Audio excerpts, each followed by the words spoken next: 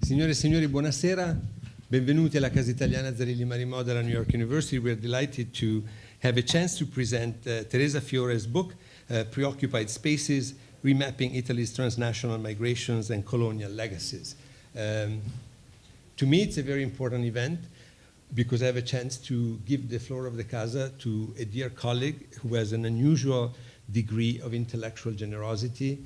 And to me, that's the most important thing. And when I say intellectual generosity, I mean that Teresa shares not only the results of her research, but also the progress that goes in that direction. And it's a pleasure to work with her. Her own Center for Italian Studies at Montclair State University is one of the most active, most prestigious, most lively places for Italian studies in the United States. It's a pleasure and a challenge to have Teresa and her Insera chair as neighbors. We have done many things in the past together, but even when we don't do things together, we look at each other, and on my side, it's definitely with a great deal of respect and admiration for what she's able to do, not only as a scholar and an intellectual, but also as a public intellectual in her role at Montclair in New Jersey and much beyond that. So this is my own personal reason to be very happy to have Teresa Fiore present her book here at the Casa. The other reason is the topic of the book, and it's the proof that what happens in academia doesn't necessarily have to be sterile, outdated, and irrelevant to what goes on in society.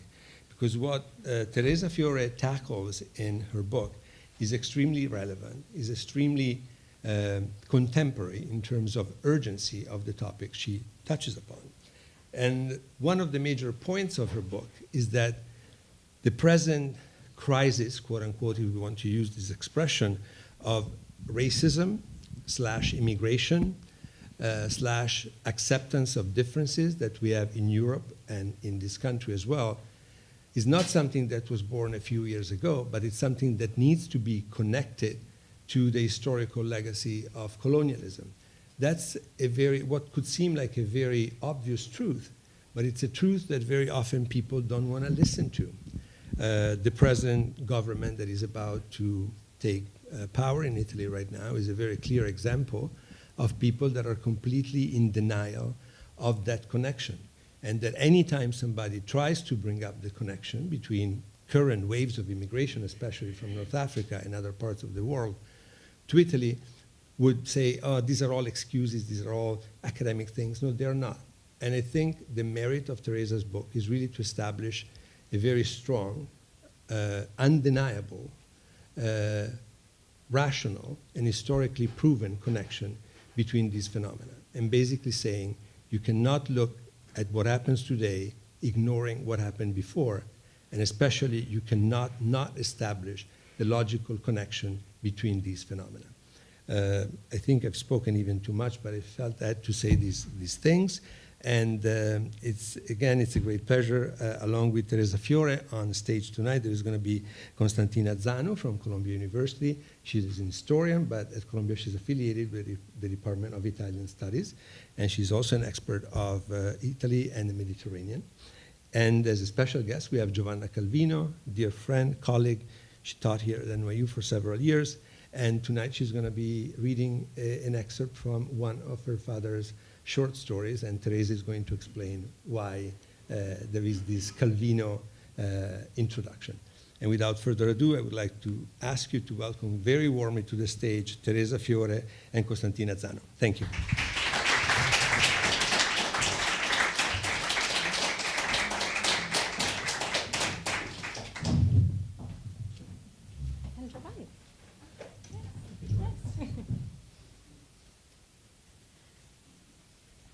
Good evening, everybody. It's a pleasure to be here, and you can imagine why, given the wonderful words that Stefano just shared. This is a casa. It's been a casa for me, actually, as a teacher here as well, And like many of you, I think that this is a place where there's a vibrancy and an intellectual vigor that continues to be fundamental for the work we do in connection to Italy, but well beyond Italy, as you will see tonight. I do look at the work of Stefano as constant inspiration, and he's been, I think, a little bit too generous. I'm very pleased to have Konstantina Zanou tonight. We met recently and found many points in common. She calls herself also a student of Italian diaspora and many other diasporas, and I want to thank her for embracing the book. I think we will continue to talk about it in many different forms. And of course, I'm incredibly honored to have Giovanna Calvino here, and I'll tell you in a moment why she's here. This book of mine was conceived a very, very long time ago. So when I joke about it, I actually say that it became a preoccupied space because it was not being published. It took too long. But it was in part because the themes that I was dealing with were really evolving very, very fast. And I had to grapple with them. Fundamentally, it all started when I became a migrant myself. And I use that term quite loosely. I understand that I have specific privileges as a migrant, but nonetheless, in coming to this country, I was subject to the immigration office, to visas, green cards over time, and citizenship acquisition. I went to San Diego, which is on the border between Mexico and the US to study, the only border between the so-called first and third world, and saw firsthand issues of immigration that were really eye-opening for me at that point in my early 20s. And at the same time, I became aware through my project on Mexican-American writers that next to immigration to the United States from these places, there was also a whole history of Italian immigration here. Not that I was not aware of it, but as you probably know, in Italy, we're not taught about this history. There's really no institutional history that goes into the textbooks. So it was an academic discovery that really opened my mind. I, over time, switched to Italian-American writers. It seemed to be particularly appropriate. And it was around the time that Italy stopped being a country of emigration officially and became one of immigration. And over a very short period, its composition, its configuration changed radically. In looking at all these questions, and in particular in a department at San Diego where we were so imbued with theory, Lisa Lowe was one of my mentors, Frederick Jamieson was always around. I was reading the work of David Forgach, Ruth Benguiat, people who belong to the Italian faculty here. And I started questioning what it means to be Italian the moment you look at this mobility, right? Emigration, immigration, colonialism. And fundamentally asked a question about belonging. And this is when I came across the short story All at One Point, which is part of Cosmic Comics, published in 1965. And it is essentially a as usual with Italo Calvino, a very witty, paradoxical take on the issue of belonging. It talks about space, but asking us to suspend the notion of space. So it becomes an acrobatic way of approaching an issue which is real and rhetorical at the same moment, and he does it in a funny way. And so I asked, thanks to Stefano, Giovanna to join us to read the story. She will read an excerpt that deals specifically with immigration.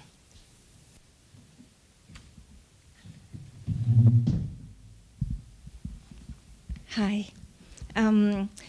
So this book that I'm reading from, it's a book about the formation of the universe, and each short story begins with a scientific fact, a scientific discovery, and then there is an interpretation, let's say, of this discovery. So this particular story, all at one point,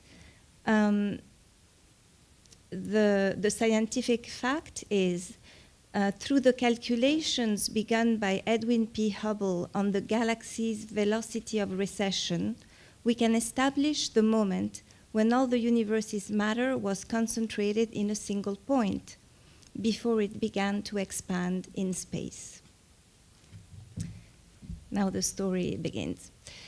Naturally, we were all there, old Kf said.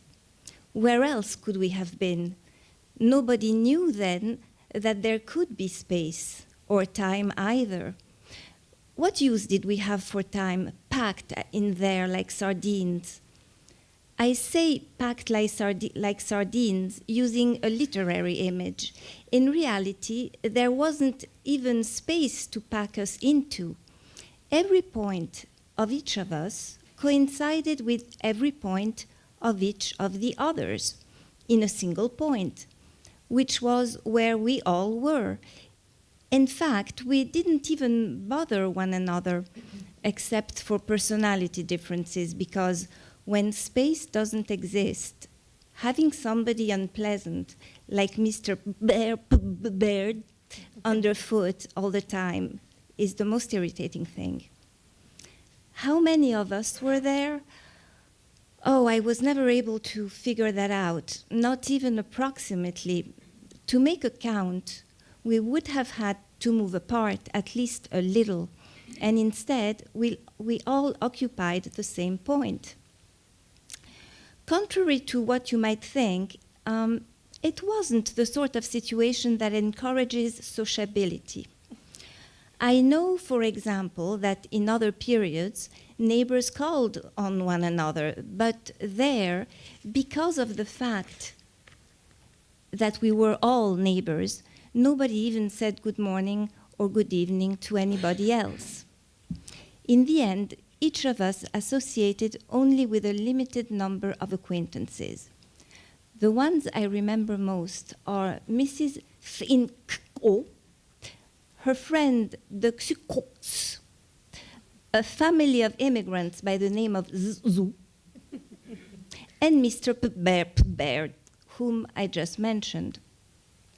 There was also a cleaning woman, maintenance staff she was called, only one for the whole universe since there was so little room. To tell the truth, she had nothing to do all day long, not even dusting. Inside one point, not even a grain of dust can enter. So she spent all her time gossiping and complaining. Just with the people I've already mentioned, we would have been overcrowded.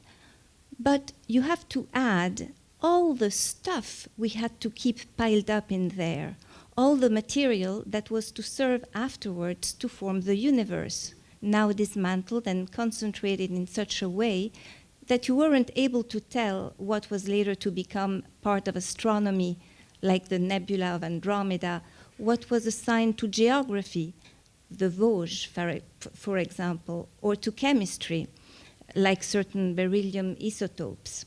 And on top of that, we were always bumping against the Zhu family's household goods, camp beds, mattresses, baskets.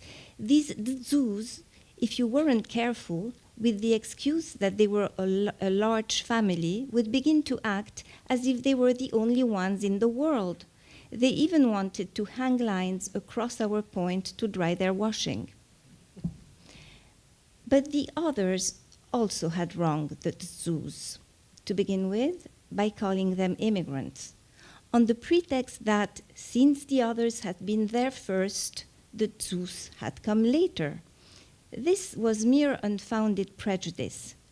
That seems obvious to me because neither before nor after existed, nor any place to immigrate from. But there were those who insisted that the concept of immigrant could be understood in the abstract, outside of time and space. It was what you might call a narrow-minded attitude, our outlook at that time very petty. The fault of the environment in which we had been reared, an attitude that basically has remained in all of us, mind you.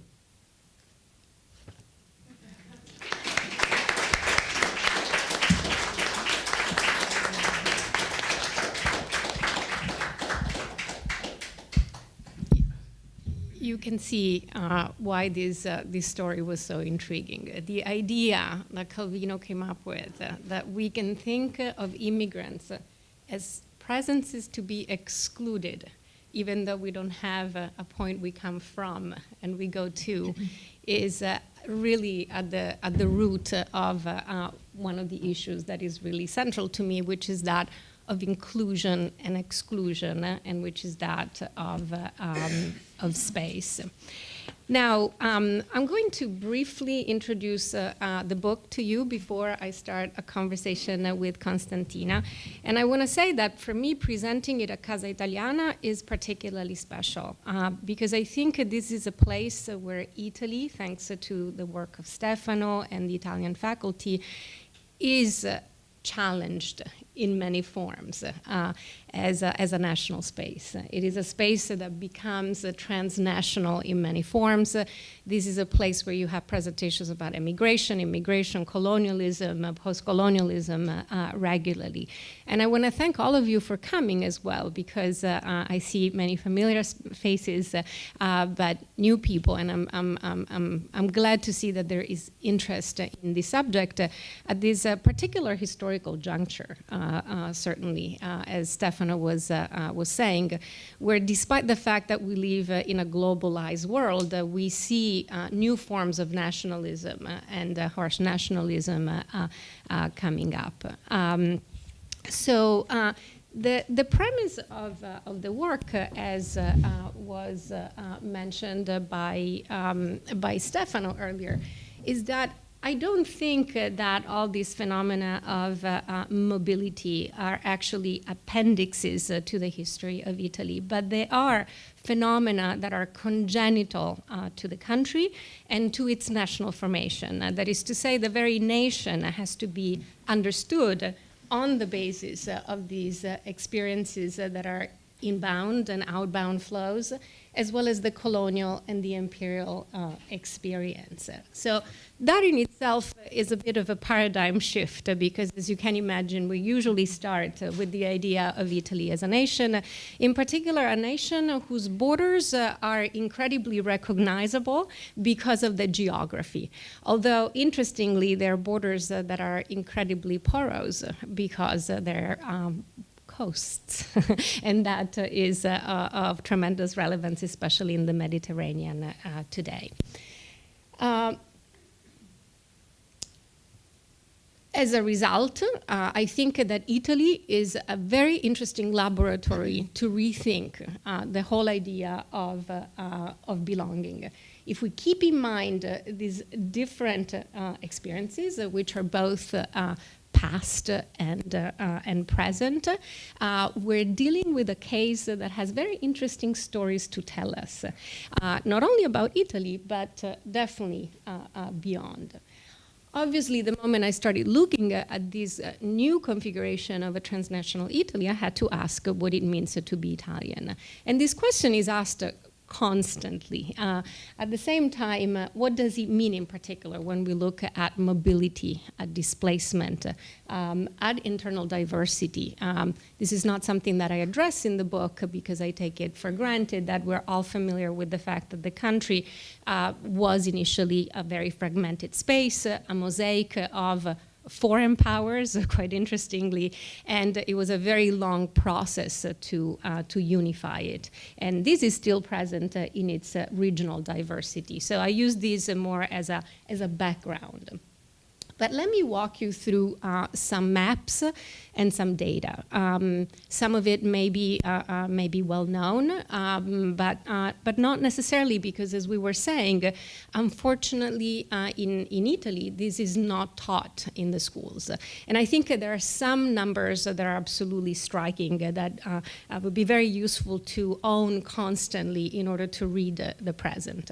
When we look at the map of emigration, for example, we see that over the arc of 100 years, between 1876 and 1976, between 26 and 27 million Italians went to the entire world. Practically, we went to all continents, with the exception of Asia in very small numbers. At that point, in 1876, we're talking about only 15 years after the unification of Italy in 1861, still a unification that was partial. Many people started leaving and continued to leave for a long time. At that point, there were 25 million Italians. So 25 residing over 100, 26, 27 left. Roughly 50% of them actually went back. Where did they go? Immediately we think of the United States for obvious reasons, given our location, but this is what all Italians think. There's always a zio di Brooklyn. But one of my desires with the book was really to break that kind of ethnocentric approach and remind everybody that the diaspora was much more complex and the dispersion much more capillary. So I don't know how much you can read these numbers, but of course the United States is on top of the list with its almost 6 million people who reached this country. But look also at Argentina and Brazil. So we always talk about the American dream, but it's important to keep in mind the South American, the southern declension of that dream, with really large numbers, almost 3 million in Argentina, in Brazil 1.5. I recently went to Buenos Aires, and no matter whether I was talking to a university professor or a taxi driver, and I would say, "So Italiana?" "Oh, you know how we say in Argentina that it's a country made up of Italians who speak Spanish." That in itself is absolutely right eye-opening, that a country defines itself as Italian. And of course, in Italy, there is no awareness of it, right? And then I want to point out that we went to a lot of neighboring countries. We don't necessarily think about France, right, as a destination for emigration, or Switzerland, but because of the proximity, obviously many people went there. And then there are many other destinations, especially in the post-war period, including Canada and interesting Venezuela, for example. So this is to say that we're basically a country that has experienced what the historian Rudolf Theckley calls the largest emigration in modern history, by which we mean countries that were formed around the mid-19th century. What happened as a result? Let's look at the map with the descendants. Of course, these people built families, were part of communities, and we're dealing with a really large Italian population outside of the country. All these numbers, as you can imagine, are underestimates. According to the statistics from 1994, we're talking about 60 to 80 million people. If you look at the work of Piero Bassetti, whose category is much larger because it includes the Italophiles in his category of italics, maybe 250,000. But still, we're talking about gigantic numbers if you think that Italy today has 60 million residents, right? And an interesting thing to point out here is that the majority of them are actually very far away. In Brazil, in Argentina, obviously in the United States. And this is for two reasons. One is because, of course, it was easier to go back after staying abroad for a while. And also because in South America, they really developed large families in order to till the land. So they had 13, 14 children, and as a result, these communities are particularly populous. Colonial history is another non-institutional history still in Italy. We have a very interesting work done, interestingly, by a lot of people living outside of the United States, of Italy, I mean, in the United States and in England. It's certainly not part of the collective consciousness at this point. And this will probably become part of our conversation as we address issues such as the citizenship law and so on and so forth. I have here a list of our colonies. I would like to point out that this was a fairly brief colonialism compared to French colonialism and Spanish colonialism. We joined in the scramble for Africa, and particularly late. But the date that I think is very important is the very first one. We became a nation, a unified nation, and we looked outside of it immediately. The mobility to these territories was very contained. We're talking about 2%, according to the work of La Banca, of people who went to these colonies. But still, it's a very interesting phenomenon to keep in mind. We also lost it not because of anti-colonial struggles, but we lost all this empire at the end of the war, which is something to keep in mind because obviously the tensions are not there compared to post-colonial countries such as Algeria, just to mention one. And that's something, again, that we can consider in our conversation. Practically, with no interruption, Italy went from being a country of emigration to a country of immigration. Of course, emigration never stopped. It doesn't mean that in 1976 Italians stopped going abroad, but there are more people entering the country rather than leaving the country, basically. But starting from the 80s, even though we had in previous decades some flows and small communities forming, it's really the time when Italy becomes a destination. And it does so very fast and in very substantial ways. Again, this is a unique case. Other countries such as England or France had experienced it over a longer period of time because of the anti-colonial struggles and the post-colonial period. And we reach, that's an interesting point to underline, 8%, which is the percentage of immigrants in Italy today, which is perfectly in line with other European countries. We're talking about roughly 5 million documented people. And these are not the latest, this is not the latest data, but it gives you a good sense. What it's important to remark is that immigrants come from basically all over the world. The communities are incredibly diverse. Of course, some of them are particularly substantial compared to others. Romania, Morocco, Albania, China, Ukraine, but of course, Senegalese, Nigerians, the Filipinos early on, actually, starting from the 1970s and 80s, and Peruvian, for example. No? So every single continent is represented.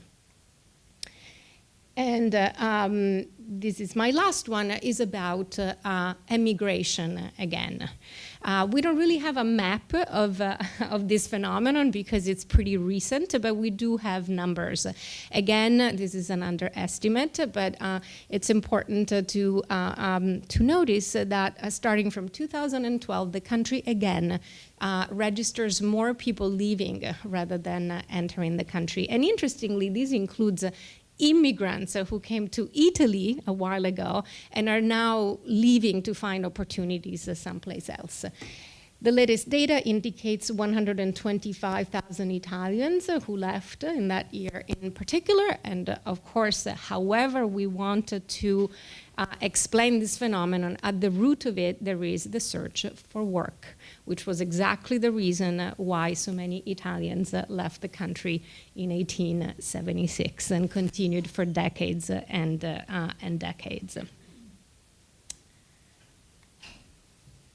And I think I'm gonna stop at this because I wanted to give you a sense of the space we're talking about. Thank you so much.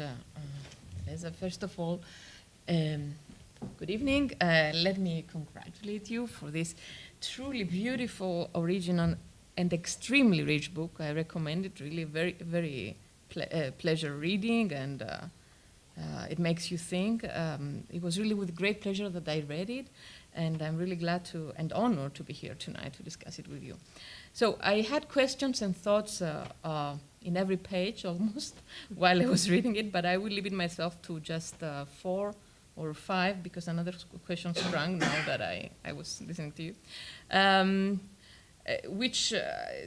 They're questions intended to help to enable you to say something more to our public today about the issues which occupied or preoccupied you in that book. So here we are, preoccupied. This is the first word in your title, followed by the word spaces, preoccupied spaces. So I want first of all to ask you, what is the importance of space in this book, and what are the meanings that you attribute to the word preoccupied? Why does it become so central in your argument? The word preoccupied in its hyphenated form, of course, refers to the fact that something is already occupied by something else. So there is a temporality that fundamentally I wanted to establish there, even though we're talking about space. And for me, fundamentally, the more I looked at issues of immigration in Italy in the present time, the more I could see reverberations of the experience of emigration in the past, Italian emigration. Not because it's easy to create these symmetries and analogies methodologically, it's something that needs to be done very carefully, but because essentially when you look at the human experience, you can recognize very similar drives, very similar dreams, very similar concerns, both on the part of the immigrants and the receiving societies. The moment we look, for example, at this other slide I quickly put together, I basically realized that we were dealing with a situation in which immigration was immediately represented as a problem. And Calvino, so intelligently pointed that out in this beautiful story, right? It's been represented as an emergency and as a problem and as an invasion. So the more I saw the connections, the more I saw the lack of awareness about emigration in the past, but the understanding of the present as well. What do I mean by that? If we consider that our country is fundamentally stagnant because of this very low fertility rate, right? If we consider that it's becoming a place of elderly people in very substantial ways as well, and these people need special services, which, by the way, are very often provided by immigrants. And Francesca De Giuli is here, and she has written a book about this. It's almost impossible to address the country, right, without keeping in mind the fact that its growth and its management depends in large part on immigrants. At the same time, given the fact that so many Italians are leaving, there's really no reason to think that the country is being invaded or is becoming overpopulated, because essentially there are a lot of people that are leaving a lot of vacant space to remain, within the metaphor. The fact also that Italy, and this I'm sure is very obvious to you, even as you read the American newspapers, immigration is seen as a crisis, as a reason for a crisis, or as an emergency. How is it possible to talk about an issue in terms of emergency when it goes on for 40 years? The concept of crisis, there's very interesting work that has come out recently about how that concept is fundamentally manipulated in terms of a narrative and also an analytical concept to keep us, right, constantly nervous, constantly unable to look at the future, even at the present, I think was also very much at the core of my analysis. So preoccupation, in other words, is concern about the fact that there are other people coming in, and the question that was coming up again and again in my mind was also, why is it that we were able to go to so many places around the world, right? And we took that as a right. And we take pride in the fact that we went to places. As you know, emigration is an interesting source of shame, but also a source of triumphalism, right, depending on how the story is narrated. But fundamentally, that is taken as a right, that we went someplace else. And yet going to Italy continues to be a very debated issue, and the recent political campaign really revolved around it in many ways. And so essentially, by preoccupy and preoccupation, I really meant the need to look into history, to recognize this history, to come to a point of cognition of it that would also activate empathy and possibly dispel this preoccupation by recognizing a pre-existing experience, right, that people and people do recognize it at the private level, because the history of emigration remains a very private history, but it's not an institutional form of recognition, right?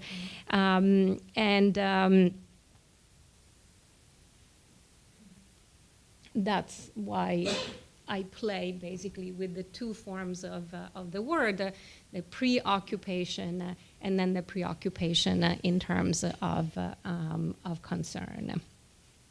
So this is for the first term of the word. Sorry. Okay.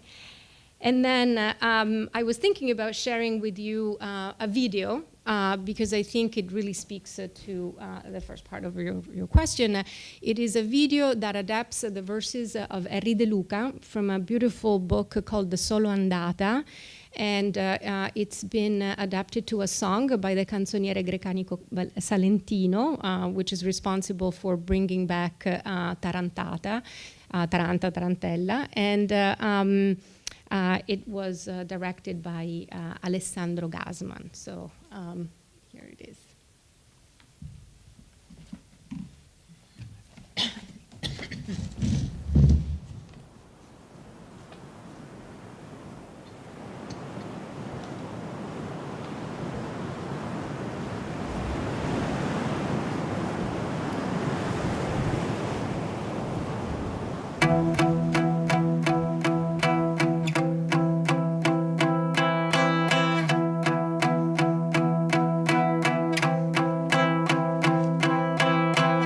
Siamo gli innumerevoli, raddoppia ogni casella di scacchiera, lastrichiamo di corpi il vostro mare per camminarci sopra. Non potete contarci, se contati aumentiamo, figli dell'orizzonte che ci rovescia a sacco. Nessuna polizia può farci prepotenza più di quanto già siamo stati offesi. Faremo i servi, figli che non fate, le nostre vite, i vostri libri di avventura. Portiamo Omero e Dante, il cieco e il pellegrino, l'odore che perdeste, l'uguaglianza che avete sottomesso.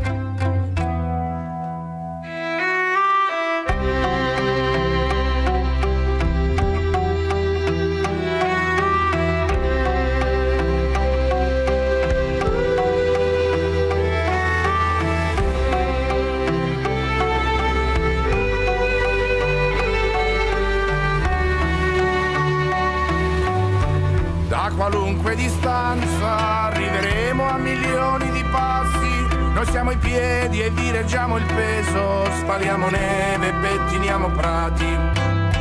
Battiamo tappeti, raccogliamo il pomodoro e l'insulto.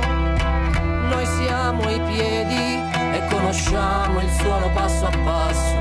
Noi siamo il rosso e il nero della terra, un oltremare di sandali sfondati, il polline, la polvere nel vento di stasera.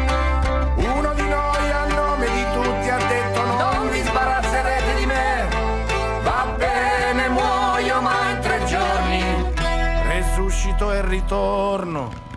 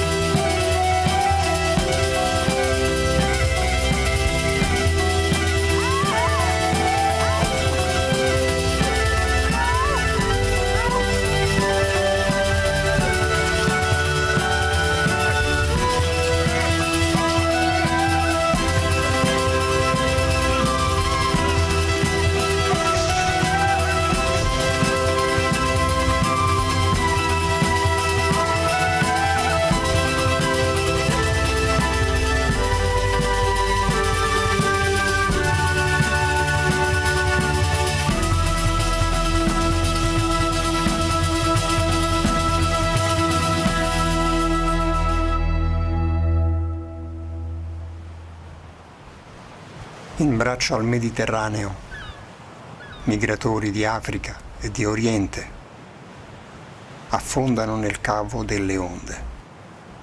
Il pacco dei semi portati da casa si sparge tra le alghe e i capelli. La terraferma Italia è terra chiusa. Li lasciamo annegare per negare.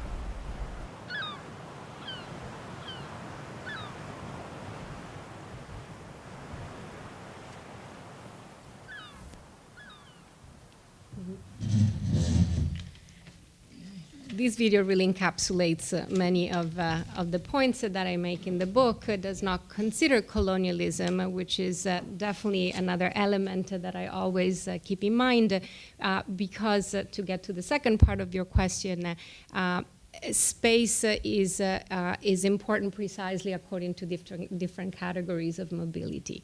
I am interested in seeing Italy outside of Italy and the outside in Italy constantly. An operation that challenges the national without really transcending it, because it's impossible, right? But that constantly puts it in motion. We can study Italy by looking at Egypt, at France, at Argentina, Romania, Algeria, Tunisia, which is what I've done in the book by looking at cultural texts that either connect all these phenomena that I've been illustrating to you, or focus on one, and I put that cultural text in dialogue with another one on similar themes, but you have to jump 100 years ahead, right? And yet there is an internal dialogue among these novels or memoirs or poems or songs because of this shared thread of an Italianness on the move. Why talking about space? Because as Derrida has reminded us, the question where is at the heart of cultural analysis. And this, for me, was a very powerful drive. Another important theoretical drive was Foucault's statement that we live in an epoch of space. He wrote, "The anxiety of our era has to fundamentally do with space, no doubt a great deal more than time." And we see that constantly. Our political debate right now is about walls, about borders, about who belongs and who does not belong to a space. It does not mean that time is not included. There is an internal temporality. I have illustrated to you migrations in temporal form, right? By looking at when emigration started or ended, for example. But it doesn't mean that that diachronic axis is the only way to approach it, because we can see the synchronic intersections of these phenomena to talk about Italianness on the move. In other words, space hosts time in my approach, and I use a variety of theorists whose notions of space have been particularly inspiring. In particular, Heterotopia by Foucault. Third Space by Soja, another theorist that is fundamental for the understanding of immigration is Michel de Certeau, who fundamentally claimed that immigrants put our societies to the test, and that they allow us to understand our language and our ways of living. Homi Bhabha with Dissemination, the nation that gets scattered, but in particular Cassano with Imagination, and I'll get to that at the end. So this is how it you have worked. a tendency to answer all my questions in one. So, but let me just then comment on two of the things that you said right now. One is that you mentioned that is not a crisis since it's going for 40 years, and I'm telling you that I've co-edited a book on the diasporas in the 19th century, which was the time of the creation of the nation state, and you see that the world was in motion even then.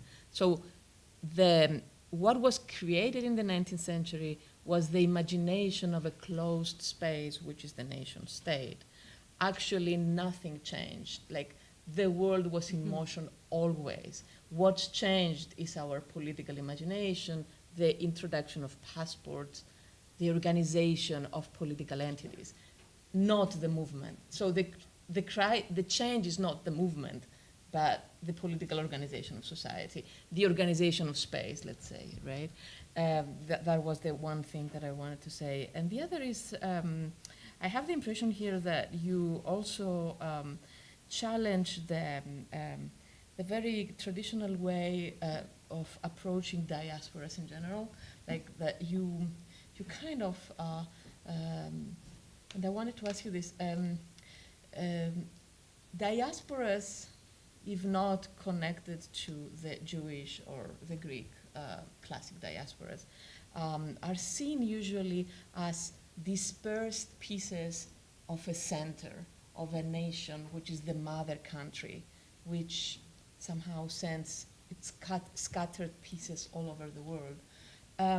Instead, I have the impression here that you kind of abandon this concept of the steady center and the scattered people, and you say, the center is everywhere. There is no center. So the space is not divided between center and periphery, but it's a wider space in motion, which constantly, challenges our imagination of a steady country and nation state. Not only the case of Italy, for every country, I would say. Okay, do you want me to proceed to the question that you have partly answered? Okay, maybe you can connect it. But I can also go back to this interesting point. Yeah, of course, you can. So I was wondering, like, after space, I wanted to ask you about time, and you already mentioned this. And also Stefano said something I agree with, that, so I was wondering, as a historian, in what ways is this book historical, apart from being a book of, let's say, cultural studies in general, or immigration studies? Or it's clearly in an interdisciplinary book, so you cannot easily, but I was wondering how is it historical? And so I want us to talk about time, and more specifically, I found that it's great, one of its great merits is that it puts together three different phenomena, as Stefano said. The one is Italian emigration abroad, a historical phenomenon, then foreign immigration to Italy, okay, and finally the colonial past, but also the post-colonial present somehow. So you have three different phenomena that you put them together, and this is very important. My question is, how do you think that these three phenomena are connected? Like, just spell it out more clearly. It's like when you are at your defense, right? The thesis defense. No, thank you for that. It's always good to be pushed to do it in a synthetic way. But I think I also want to address your point about what is this diaspora where the center, the point of departure is so vague. It cannot but be vague when you have people who start leaving a country 15 years after it calls itself, well, it had called itself Italy, as we know, way before it became Italy as a unified country. But there's something very fragile about the concept of Italy in the diaspora because of that reason. As you know, people left with a regional identity and found one very often of a national sort when they were on the transatlantic ship. I think of the film Nuovo Mondo by Crialese, for example, which is a part of the analysis of the book. So they imagine their center from being away. Absolutely. Absolutely. Outside. So these are the paradoxes that we have to constantly entertain, right, when we deal with this really vast and really prolonged mobility, right? Add to that the return, and add to that, this probably makes me step into a more political issue, but how the country has dealt with its diaspora, right, which has been a constant alternation of glorification because of strategic needs, speaking of political organization of a national space, to amnesia, to forgetting, or partial remembering, right? So the so-called metropole has never been that obvious in the case of Italy. And the very fact that the contemporary emigration that we see, and we tend to represent it as an emigration that is obviously one of privileged people. It's in reality much more complex than that.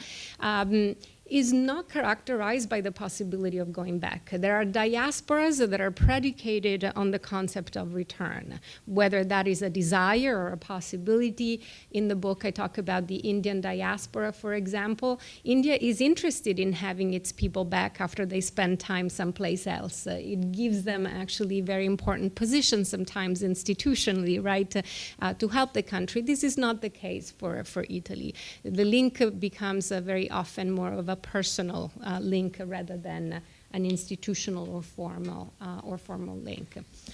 How is this book historical? Well, it is because I'm very indebted to historians. So this is a book that relies on the social sciences, sociology and history, work done by other historians. It is not archival work when it comes to this part.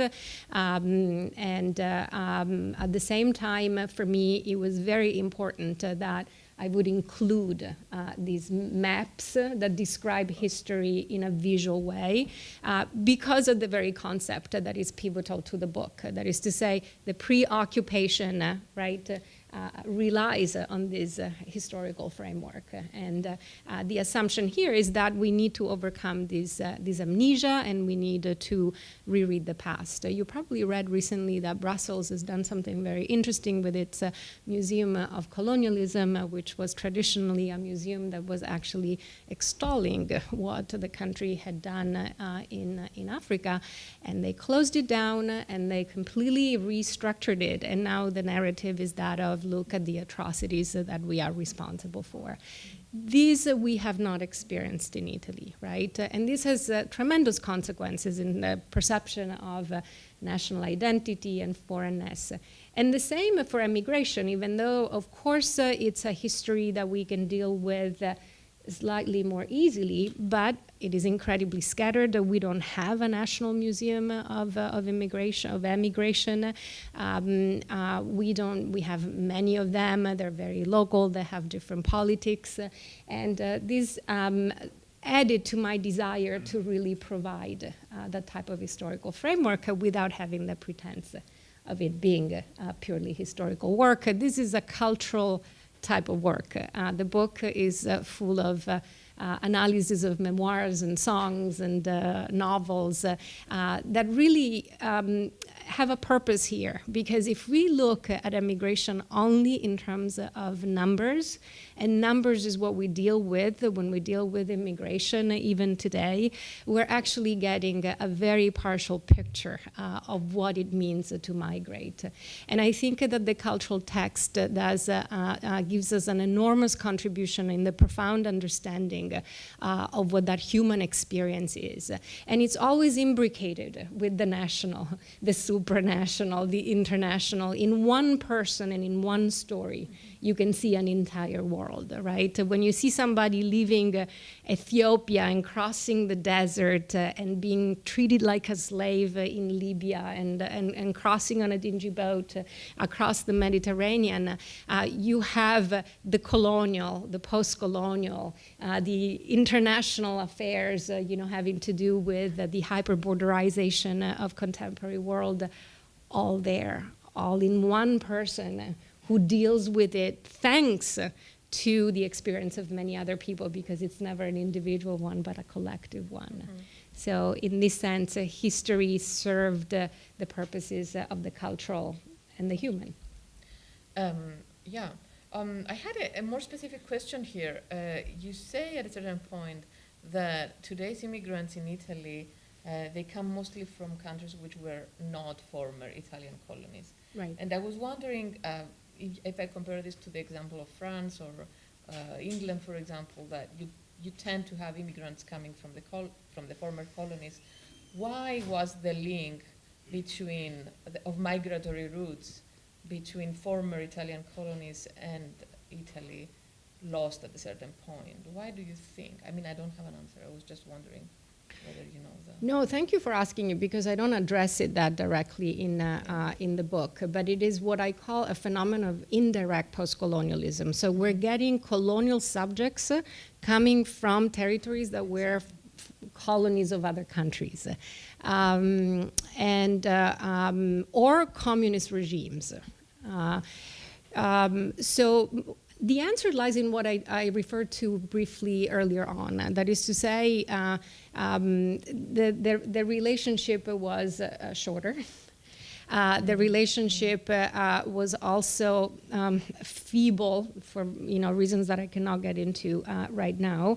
But also we lost these territories after the war. Some of them remained as protectorates, but that was not the case for all of them. Many of them, and I think that's the real reason, became dictatorships. And fundamentally, it was literally impossible to leave them. It was impossible to leave Albania during the communist period.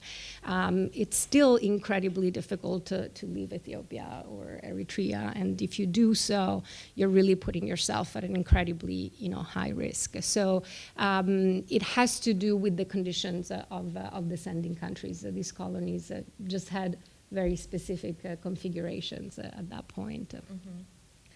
Okay, can I go on to my other question now? I think so. Okay, so let's go back to your title, and then you have another expression there that I really like, which is remapping Italy. And my question is, how do you do that? Okay. I was struck particularly by the importance you place on the sea space. Mm-hmm. Both the Atlantic and the Mediterranean, and in fact, in one of the three parts of your book, action takes place in the water rather than on the land. So I was wondering, in our highly territorial world, this seems really to pose a challenge, also for me that I do history of the Mediterranean. So how does one write about the life of the space in between lands? How do we transform countries into ship-like territories, just to continue my thought in relation to the moving space, right? A second thing that I found remarkable about your book is the mental map it draws of Italy. Italy here, as you said, appears very, very kind of elastic. It appears a malleable space stretching all the way to Latin America or Ethiopia. It is a country in motion, defined by the masses of people on the move that cross it or have crossed it through time. So my question is, how does this approach change our vision of the nation state? Profoundly, profoundly.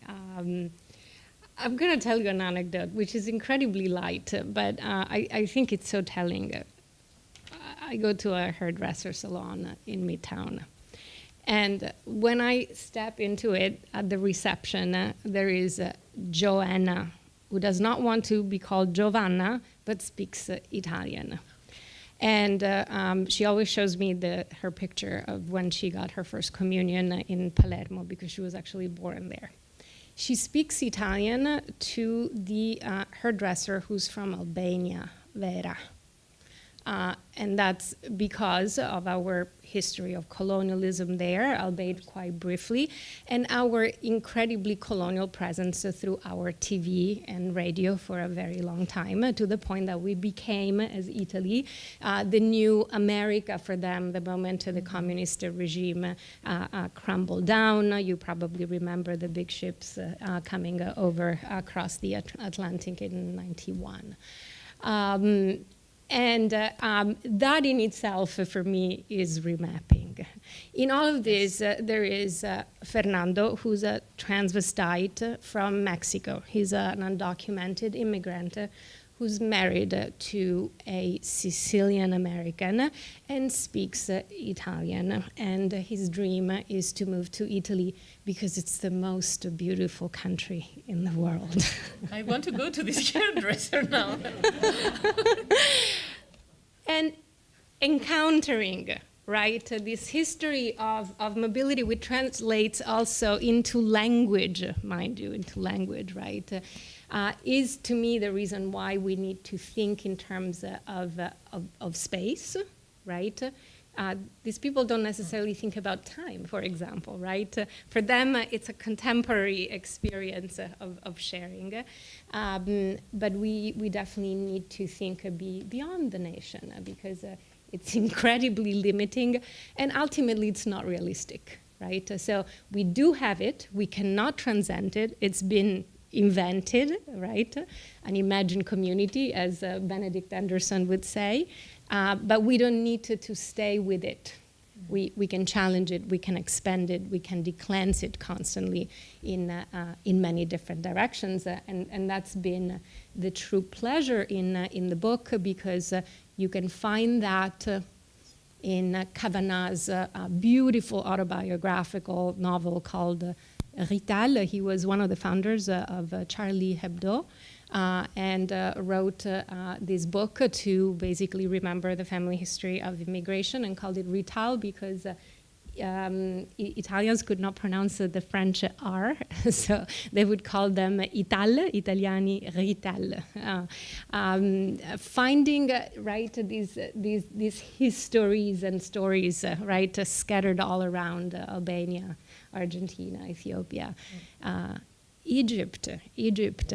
Speaking of domestic workers, we look today at domestic workers, right? They're primarily immigrants. And to me, the fascinating aspect of it is that we call it an invasion, and then we have these people in the most intimate and private spaces of our lives, taking care of the most fragile human beings of our families. We basically entrust them, right? And yet at the same time, they belong to the very same rhetoric of exclusion at the, in the political debate. We did the same thing. We don't know that. But in the 1920s, we went to Alexandria in Egypt, and we were wet nurses, and we were badanti, with a bad term. We were doing domestic work. And that, interestingly, was an opportunity for us, especially women, to emancipate ourselves from the dictates of the traditional family, the patriarchal family, because these women went by themselves. And they were in Alexandria at the time of the Roaring 20s, so they ended up going out dancing a lot, which they would not have done in Friuli. So this is the type of remapping and challenging. I have not addressed the water, but I can quickly do that, hopefully. But may I say here that you have my favorite chapter of your book is the one that you put together the story, two stories of today's an immigrant badante and one story about Alexandria and the Vedanta, then it's a very good example of how you mix through culture, history, and space. I really like that.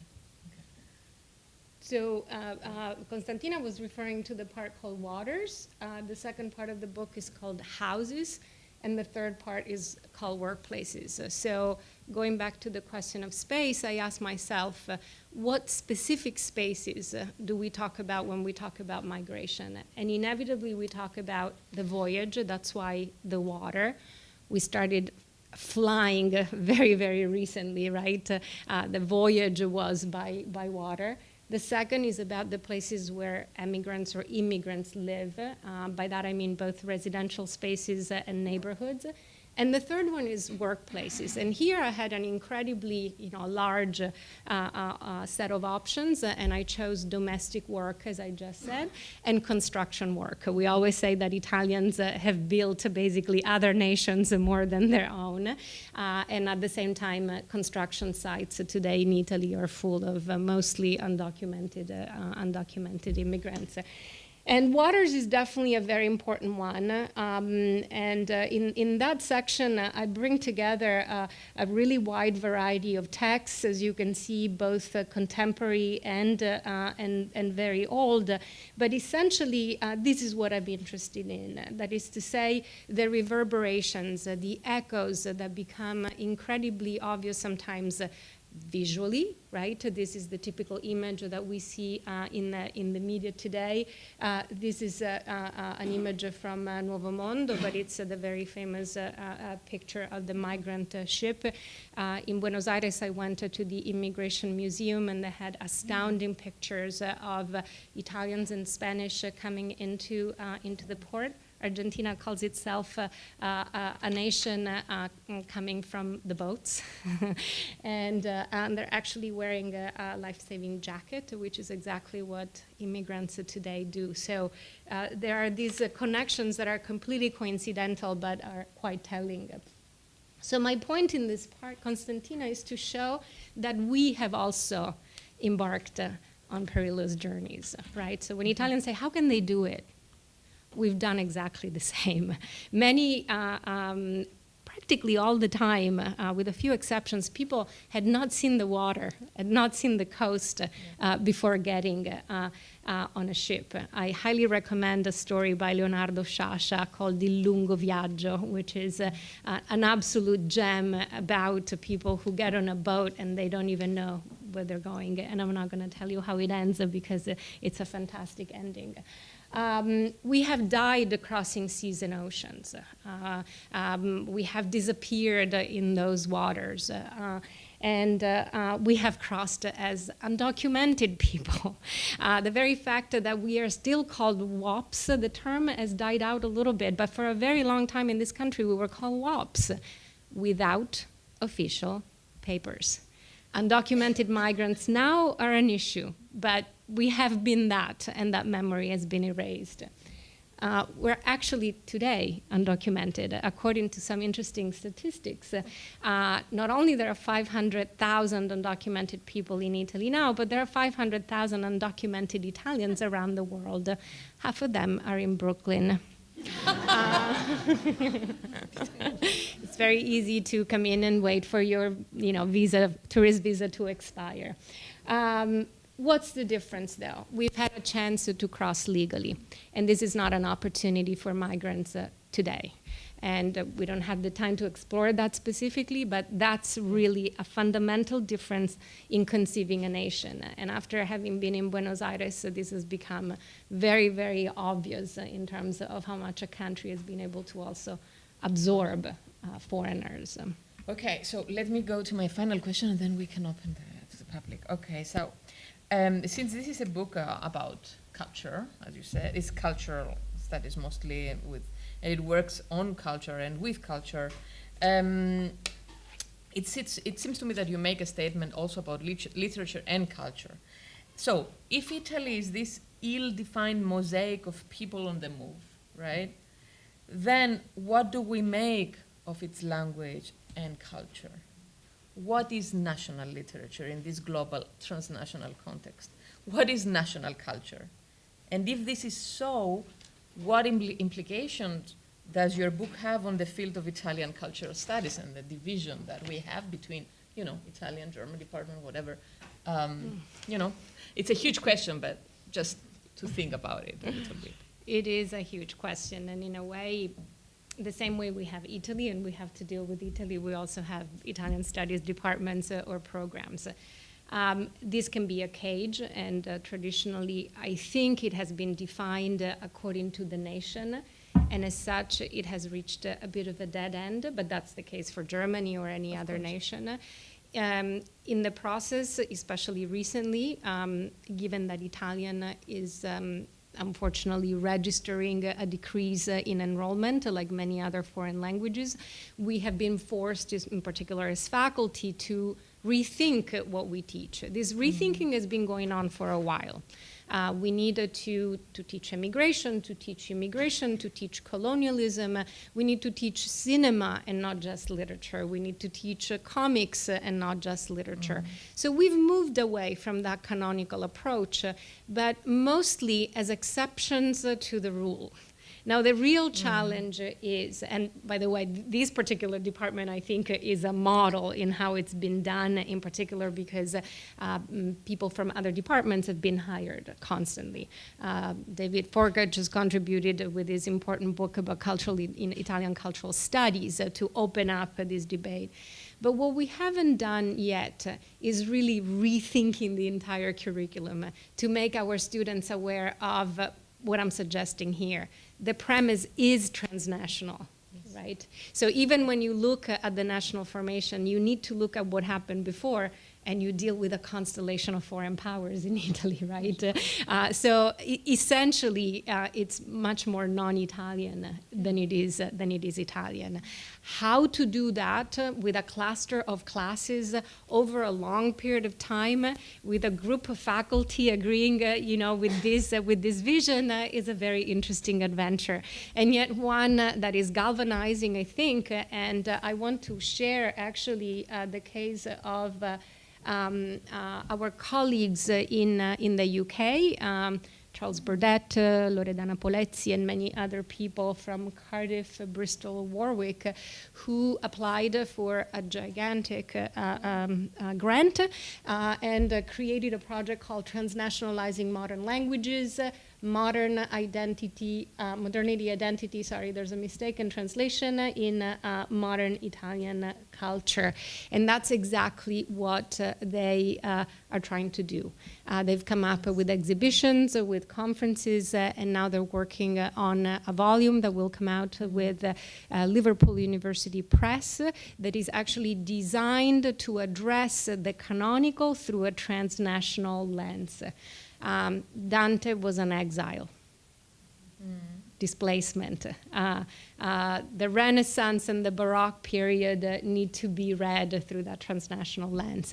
And they bring up issues of language, but in terms of translation, and how a language that, as you know, is the result of a very, very long struggle and very large debate. So there's no reason to think about it as any kind of pure and static formation, and it's constantly enriched by different cultures, and it has gone to many, many different places. But I have to say that I noticed in my students at Columbia that there is a fear if they do a PhD in transnational stuff that they won't find a job in it, because they won't be clear which department will they belong, So it's a something in change, but it needs time It's true. To be absorbed by the structures of the university organization. And yet at the same time, we cannot but equip our students to be citizens of a very complex world, because as much as we go back to national paradigms, we're dealing with an incredible complex network of international connections. The work of Saskia Sassen is fantastic in this sense. She looks at what a migrant needs to do in order to go from one place to another, while financial capital needs a click. right? So it's impossible to look at spaces, including the Mediterranean, without understanding the incredibly complex set of implications. There aren't just migrants there. There are international gas pipelines, there are international cargo ships, there are Japanese fishing tuna fish, right? So it's an invention, right, that these spaces have a clear identity. Everything is affected by this mobility and this globalization, and we have created, as Italians, I think, a pretty unique way of also being Italian, since you can be Italian abroad. Perhaps I can conclude here with a reference to this idea that you can be Italian without speaking Italian, without ever having visited Italy. You have a right to a passport because of bloodlines, right? And this is part of how the nation constitutes itself. So in a way, the nation itself, very officially in terms of political organization, is recognizing its diaspora in pretty unique ways, right? Or you can be Italian without being. You can be Italian, Cypriot, like me. I'm a Cypriot, but I am also an Italian by culture. That's right? That's the Italophile part, absolutely. But I'm talking about a much more official way of being Italian, with a passport and with the right to vote.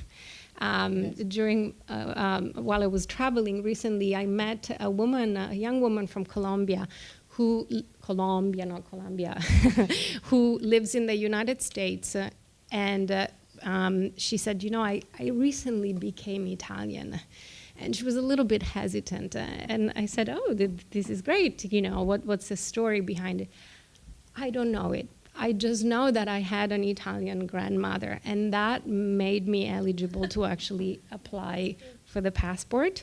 And I got it in Bogota, but I'm a little bit ashamed of it, she said, because I know nothing about Italy. So if we're worried about a nation, right, that goes beyond the nation is doing it itself. For strategic reasons, but sometimes probably without the full awareness of the implications, especially if it leaves the children of immigrants born in Italy without that type of recognition. So I'm not finding, in other words, to conclude, just new ways of reading the country, but I'm looking at how the country itself constantly reinvents itself.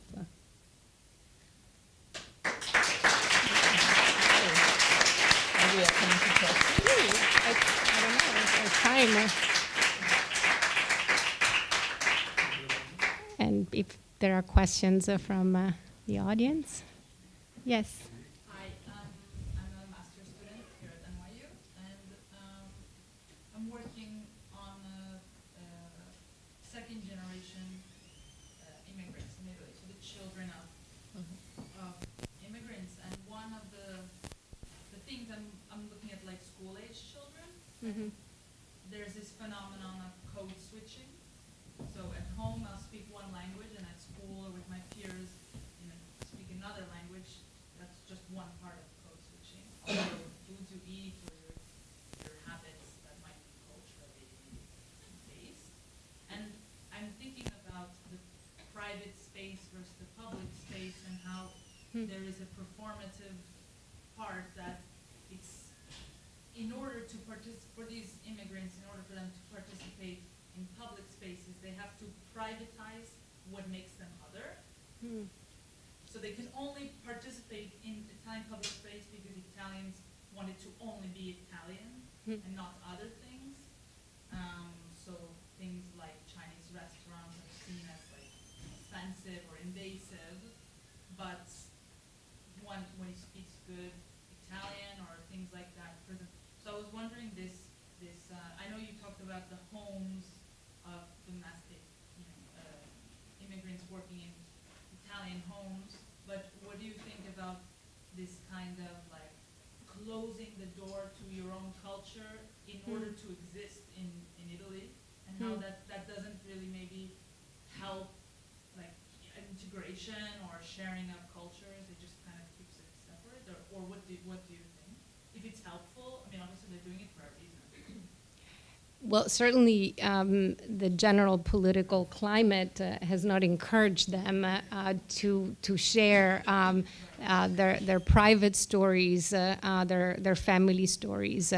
At the same time, some of them, Amirisa, right, to a degree, who was here recently, are very proud of considering themselves Italian. And the claim is, do not call me an immigrant because I was born here and I speak with a Roman accent because I am from the outskirts of Rome.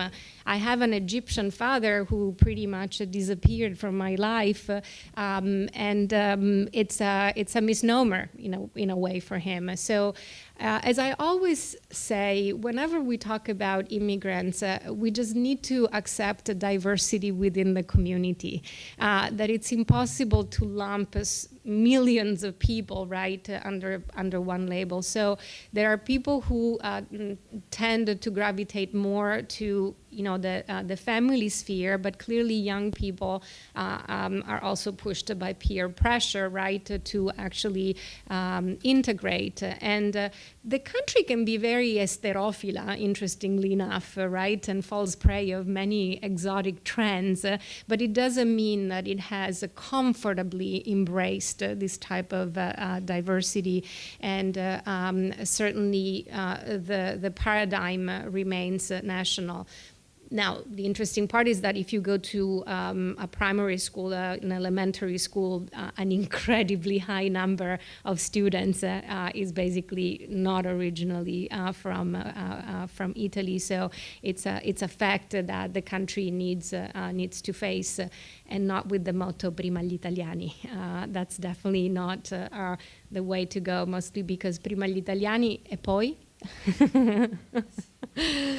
But I think looking at the G2, and I'm glad that you're doing that, is a fascinating topic because they have been incredibly creative. They've come up with new ways of dealing with race and ethnicity. One of my favorite was the game Chi sei? And they had the faces of the young immigrants, and then you had to tell where they were from, and people would never ever guess, right? And they cannot guess even when they talk because they speak dialect very often, and so it's a performance, but it has to be part of it, right? Any other questions? Yes, Maria. Thank you for this incredible job, I think. Simply my question is this. I was thinking about to be concerned, the preoccupation of society to receive immigrants. Do you think there is a difference between the past and today? I'm thinking of the American people when they received millions of people from around the world, and Italy now, which is in trouble for receiving so many people from around the world again. So which is the difference, the cultural difference between the two situations, and why in Italy is so difficult right now, and why in the US is so difficult right now? Right. And Konstantina, feel free to jump in as well if you want to. So migration is usually described in terms of push factors and pull factors. That is to say, what pushes people out and what attracts them to a place. This is a very old model because migrations today are not from point A to point B. They've never necessarily been even in the past, but in particular today, it's a multi-step process where the destination usually is not even clear in some cases, and it's very mobile in itself. But it is true, and that historically it's important to recognize that Italians came here or went to Argentina or Brazil because the pull factors were incredibly strong. Alberti in Argentina claimed that to populate is to conquer. The idea was let's create a nation by bringing in people Spain, from Italy, from Germany, and so on and so forth. It was different in the sense that there were legal routes, right, as I was saying, but people also came, as undocumented people. How they were treated, though, is a completely different story, right? And whether you look at life in the tenement houses of Little Italy in Manhattan, or you look at the conventillos in Buenos Aires, right? Welcomed, but right, with experiences of discrimination, of exclusion, of exploitation.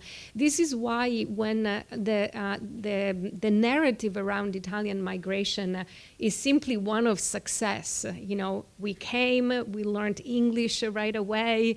We were supposed to be here. There was work. Is much simplified, right? And that's where the connection becomes evident with, let's say, Italy today, because we have the same forms of discrimination, of exclusion, and exploitation. Looks at what happens in the tomato fields in southern Italy, right? Italy is not activating pull factors, obviously, since we don't even have quotas. If you look at the numbers, we used to have at least 150,000, jobs, for immigrants. This is all gone now. Fundamentally, the borders, porous as they are, they're incredibly closed. And that's why people need to do it, illegally and risking their lives and turning the Mediterranean into a liquid cemetery, right? But we are attracting them. Inevitably, because even though our country, as I always say, is characterized by stable instability, we're still part of the European Union. We're still a G7 country. We're still a country that contains all the elements of the modern American dream for many, many people, right? And to these, I would add something that I think Sandro Mezzadra has articulated in very interesting ways.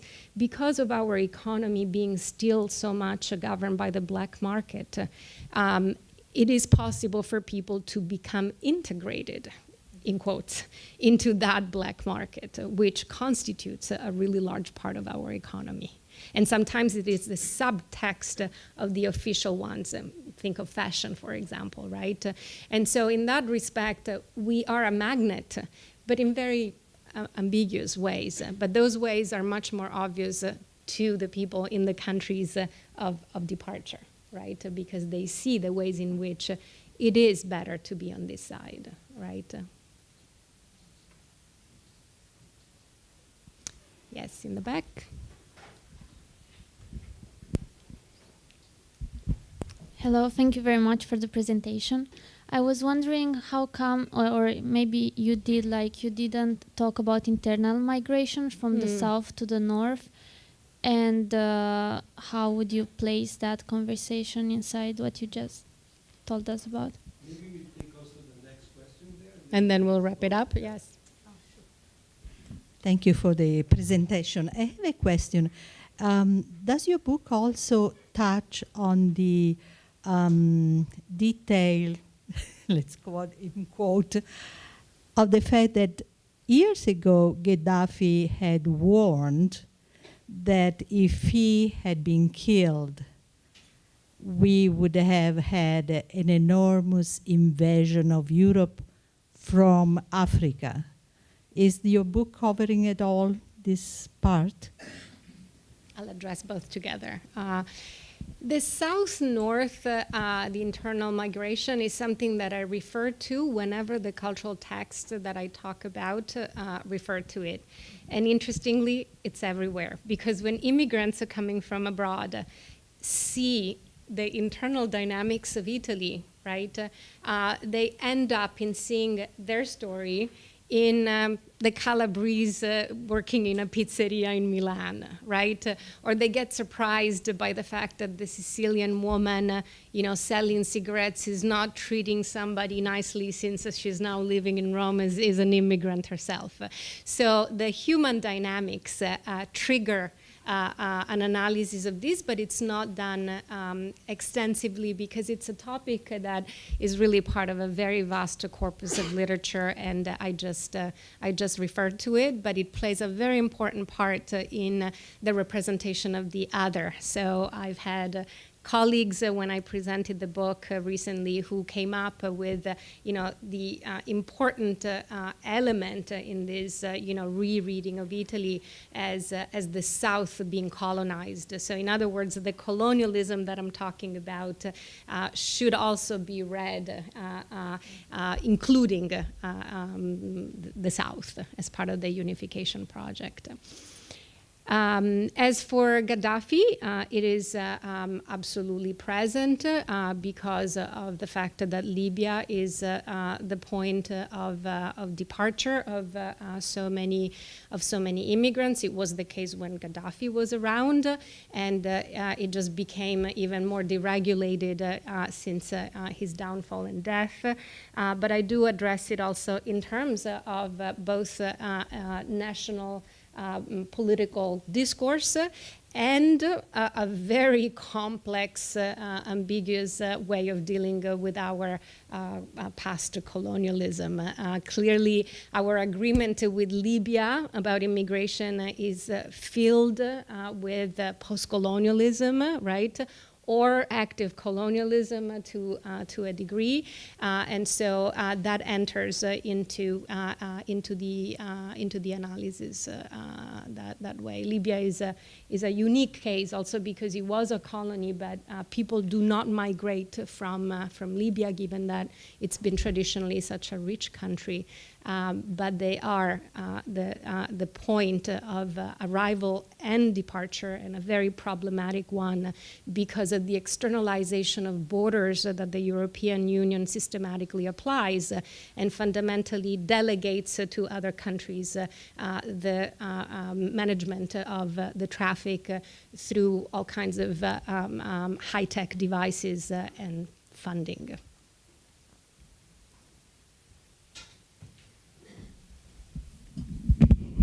I have the honor and the privilege of the last word.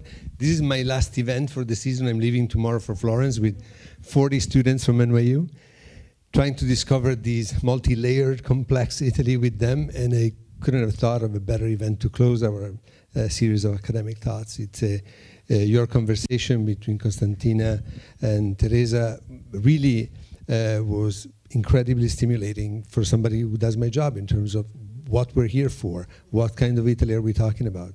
Is it the same kind of Italy we talked about 20 years ago? Could it be? What are we projecting for the future? So it was incredibly stimulating and interesting for me, and I think for everybody here. And what I can say just to close is that what impressed me the most in this conversation was the use that Teresa did of us and ours every time she referred to Italy. Whenever it was something to be proud of, and also when it was something to be very ashamed of. And I think in that use of the personal pronoun, us and ours, is the key of her scholarship. It's a scholarship that is also an assumption of responsibility when we like it and when we don't like it. And I think that goes with the great intellectual honesty that really marks her as something different. And for this, I'm very, very grateful. Thank you very much to both of you. Thank you.